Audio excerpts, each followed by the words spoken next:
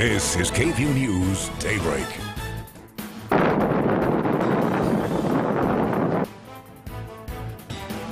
Terrifying video from Northeast Texas. At least 5 people dead and dozens more hurt after 3 tornadoes ripped through the Canton area.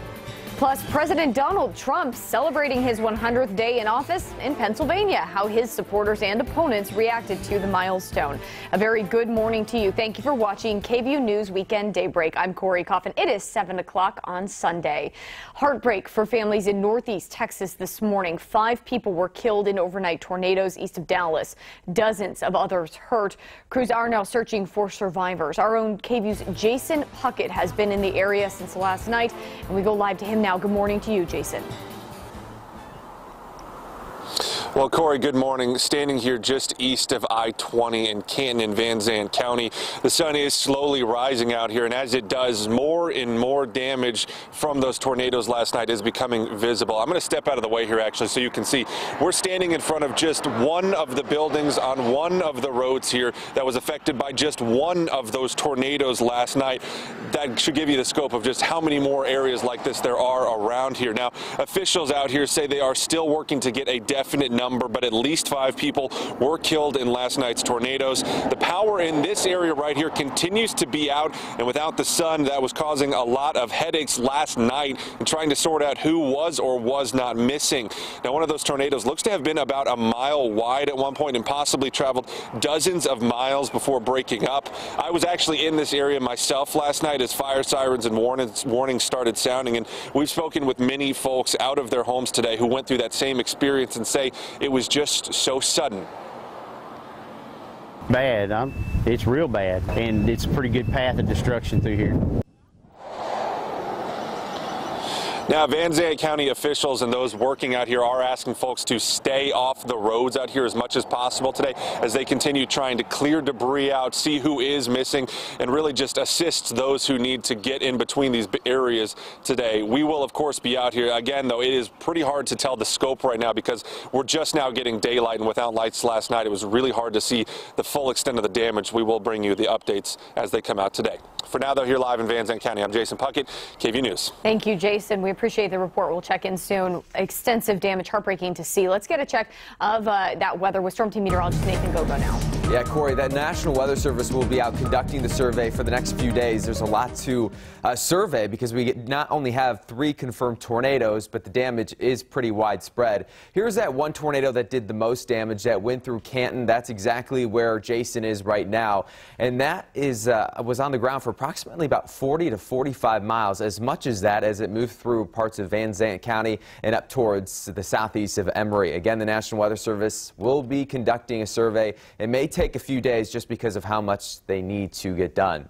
Things are a lot quieter here. Showers still moving through our eastern counties. They'll continue to push out to our east as we head through the next couple hours, and we'll actually see a lot of sunshine for today. Bastrop over towards Lee County, seeing a couple little heavy downpours. Looking outside towards Austin, still a good amount of cloud cover, but notice the clouds starting to break up a little bit, and temperatures have really dropped. In fact, feeling like the low to mid 50s outside right now, not only in Austin, but get this, lower 40s in Mason County. We're going to be much cooler for this afternoon. We're looking at mid 70s for highs, but we're tracking another storm chance by next week. We'll have the full forecast in a few minutes, Corey. All right, it is severe weather season. Nathan, thank you.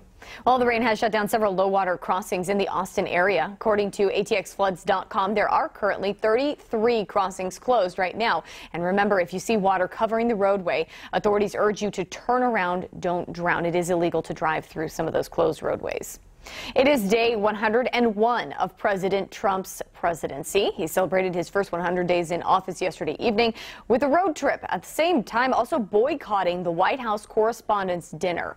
ABC's Josh Haskell has more on President Trump's first 100 days. On the night of his 100th day as president, Donald Trump went back to Pennsylvania, where voters put him over the top on election eve. More than 100 miles away from Washington Swamp. Pointedly stiffing the annual White House Correspondents' Dinner, where Washington big shots dine without the president for the first time in 36 years. I think he's in Pennsylvania because he can't take a joke. Now, At a campaign-style rally with an overflow crowd, the president boasted he's gotten off to a roaring start. 100 days of devotion, hard work, and love for our great country. In fact, he signed 29 bills so far. 100 days of failure! 100 days of failure! Around the country, tens of thousands marked the milestone with protests over President Trump's climate policy.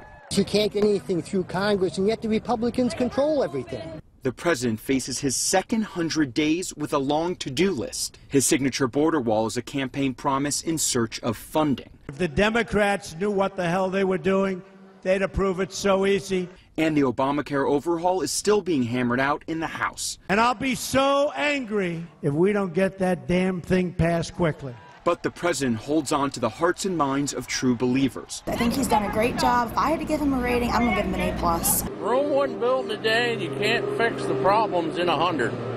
Josh Haskell, ABC News, Harrisburg. Locally here, the search for a missing Austin police officer enters day 5. Police now think that he tried to fake his own death. Yesterday, we received an email from Coleman Martin's wife. She said, quote, Cole recently received a new prescription medication. The side effects were causing him to be depressed and think irrationally. We want him to know his family loves him unconditionally and wants him home safe, end quote. Martin is now facing a Class A misdemeanor charge of making a false report. The 29-year-old was reported missing and suicidal by his wife on Tuesday. Authorities issued a statewide search and found Martin's car near Del Rio on the Texas-Mexico border. Police say Martin then tried to fake his own death and fled to Mexico. If you have any information about Martin's whereabouts, call the number right there on your screen. A man is in jail this morning after police say he robbed a credit union in northeast Austin. It happened yesterday near I-35 and Wells Branch Parkway. A man in his 30s walked into a Federal Credit Union, demanding money from a clerk. He got away, but police caught up with him later. Detectives are still investigating. They say no charges have been filed yet.